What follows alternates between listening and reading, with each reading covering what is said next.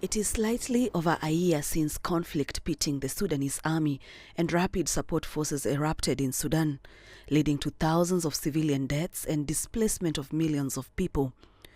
Children have also been caught up in the chaos. The UN Agency for Children says the acute food insecurity that has been declared has children desperate, many of them already suffering from severe acute malnutrition. This is no small thing. This is only the third time in some 20 years that this level of acute food insecurity has been declared. It means that children are desperate. It means that inhabitants are desperate. It means that we have an extremely alarming situation on the ground. And of course, Zamzam camp is just one small camp, some 300,000 people in Darfur. But we know it's also the canary in the coal mine. It is the indication of terrible things that are happening there, terrible food insecurity. UNICEF says the future of Sudan depends on a ceasefire.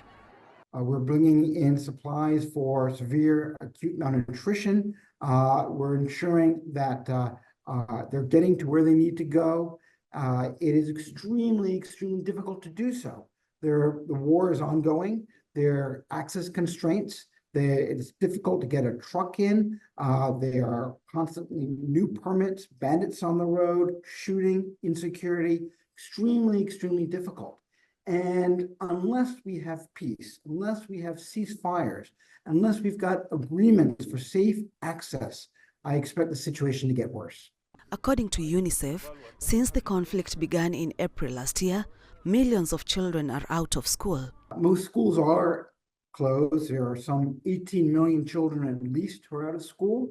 We're working to ensure that communities have access to education. Just this morning, I went to a camp right outside of Port Sudan where I saw students having access to remote education. And I think it's important to remember that education and schools are not just about formal book learning. It provides a location, a sense of normalcy for children, a place for them to meet with their friends, their peers, to feel at home.